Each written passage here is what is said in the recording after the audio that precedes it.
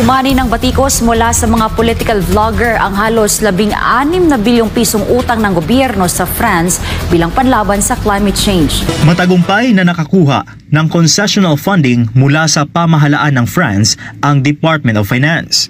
Layo nitong mapabilis ang pagpapatupad ng mga hakbang ng Pilipinas kontra climate change. Ang proyekto ay nagkakahalaga ng 250 million euros o 15.79 billion pesos bilang bahagi ng patuloy na kooperasyon ng dalawang bansa para sa klima at kalikasan. Ayon kay Secretary Recto, patunay ito ng tiwala ng France sa Pilipinas at isang mahalagang hakbang para sa mas lungtiang kinabukasan.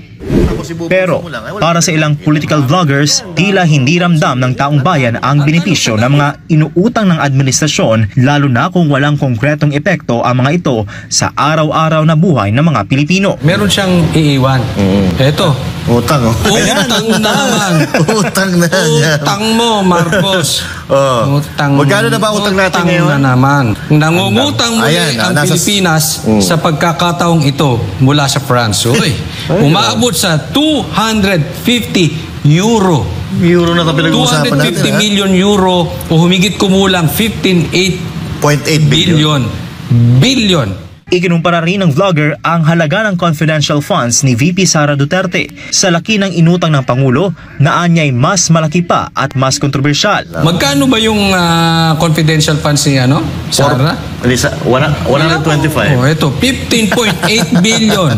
Ayon sa vlogger, kung tutuusin, ayuda lang umano ang maiiwang legasiya ni Marcos Jr. sa bansa. Nakita naman natin na yung may podcast siya, di ba?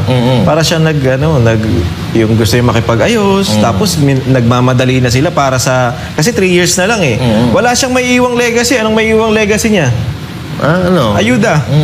Tapos yung mga yung pinakamagandang legacy niya na yung hindi ko talaga makakalimutan to, yung pagbaha eh. Giit nila, hindi makatarungang mangutang kung pansariling interes lang ang pinaglilingkuran. Kasi okay yung utang eh. Utang. Halimbawa, negosyante ka, di ba? Uutang ka para magninegosyo ka. Or, pwede rin namang uutang ka kasi may bibiling kang property kasi yung property na yon you are expecting it to double. Diba? So parang negosyo mo yon. Diba? Kung mangungutang ka para sa coke, para sa luho, o para walang pakinabang, wala yung partner. Kung mangungutang ka tapos ibubulsa mo lang, wala talaga makikita. Ayon sa Bureau of the Treasury, nananatiling matatag ang debt portfolio ng Pilipinas dahil karamihan sa mga utang ay pangmatagalan at may tiyak na interes. Ang tanong, sa dami ng utang nito, ano yung maliwanag?